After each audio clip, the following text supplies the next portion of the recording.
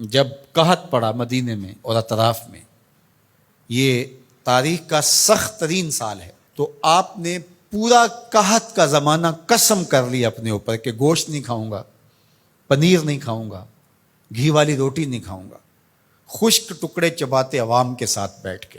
آج جب کہ ملک معاشی بحرانوں میں مبتلا ہے، حکمرانوں کے طرز زندگی اور ان کی آنی جانی آپ دیکھیں۔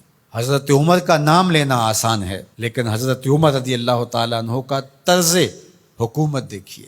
آپ ان ایام کے اندر اپنی ازواج کے ہاں بھی نہیں جا رہے تھے، راتوں کو گشت کرتے تھے۔ ایک سفر سے واپس آ رہے تھے تو راستے میں آپ نے رات کا قیام کیا تو دیکھا کہ ایک بچہ روتا ہے اور ماں چپ کرواتی ہے۔ تو آپ نے معلوم کیا کہ یہ بچہ کیوں روتا ہے، تو ماں نے بتایا کہ عمر نے ماہانہ وظیفہ مقرر کیا ہے اپنی رعایا کے ہر فرد کا، لیکن جو دودھ پیتے بچے ہیں ان کا وظیفہ مقرر نہیں کیا ہوا، تو میں بچے کو دودھ چھڑا رہی ہوں تاکہ اس بچے کا وظیفہ بھی مقرر ہو جائے۔ حضرت عمر روئے اور اسی وقت اعلان کروا دیا کہ دودھ پیتے بچوں کا بھی آج سے وظیفہ مقرر ہے۔ روئے جا رہے تھے اور ساتھ کہے جا رہے تھے، عمر تو نے کتنے بچوں کا حق مارا ہے، تو نے کتنے بچوں کا حق مارا۔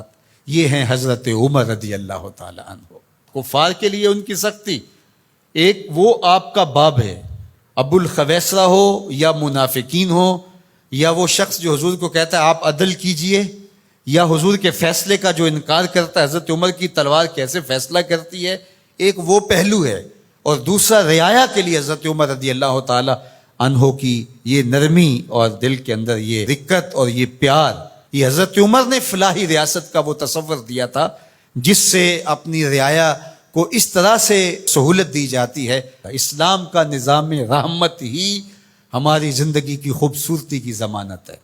اس لیے میں تو یہی بات کہتا ہوں، اور گزشتہ سے پیوستہ کسی جمعہ میں نے یہ بات آپ سے کہی تھی کہ ہم نے کئی رنگوں کی جمہوریتیں بھی دیکھ لی، مارشل لاؤں کے نظم بھی ہم نے دیکھے، ہمارے درد کا مداوع کہیں بھی نہیں ہے، اور آج پھر آپ اسی سے علاج ڈھونڈ رہے ہو جو بیماری کا سبب اور ذریعہ ہوا۔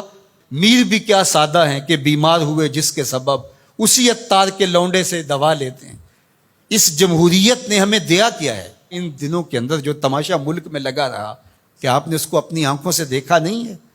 کہتے ہیں کہ جمہوریت بہترین انتقام ہے۔ یہ کیا انتقام ہے؟ یہ تو عوام سے انتقام ہے، اور تمہارے اکاؤنٹ بھرتے ہیں اور تم پیسے بھر کے جو ہے وہ دیگر ممالک کے اندر شفٹ کر دیتے ہو، اور اس غریب عوام سے جو تم بدلہ لیتے ہو۔ غریب عوام تو وہاں کی وہیں ہے۔ یہ مختلف رنگوں کی جمہوریتیں، یہ مختلف رنگوں کی مارشل لائیں اور مختلف رنگوں کے نظام انسانیت کو کچھ نہیں دے پائیں گے۔ بتاؤں تجھ کو رمز آیا ان الملوک، سلطنت اقوام غالب کی ہے کہ جادوگری، خواب سے بیدار ہوتا ہے یہاں محکوم، اگر پھر سلا دیتی ہے اس کو حکمراں کی سہاری۔ دیوے استبداد ہے جمہوری کبا میں پائے کوب، تو سمجھتا ہے جس کو آزادی کی نیلم پری۔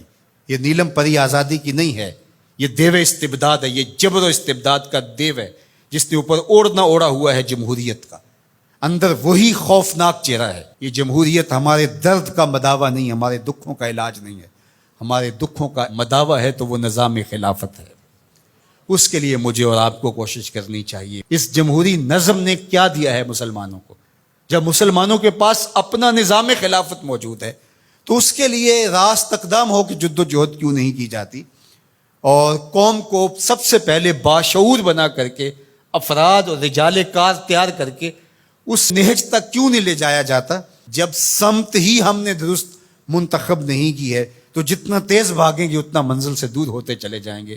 اس لیے اسلام کا نظام خلافت جس نے پرامن زندگی کا نور دیا، اسلام کا خلافت راشدہ کا دور دنیا کی تاریخ کا سنہرا دور ہے۔ تو حضرت عمر کا زمانہ دیکھیے اور ان کا انداز حکمرانی دیکھیے، فلاحی ریاست کا تصور دیکھیے، لوگوں کے حقوق جو انہوں نے دیے، یہ انسانیت کے حقوق کے چارٹر کے اندر جو باتیں لکھی ہیں، یہ چربا حضرت عمر رضی اللہ تعالی عنہ سے لیا گیا۔ یہ سب سے پہلے قول حضرت عمر کا تھا کہ انسانوں کو ان کی ماں نے آزاد پیدا کیا ہے، کسی کو حق نہیں ہے کہ ان کو غلام بنا سکے۔ تو انسانی آزادی کا وہ تصور اسلام نے دیا۔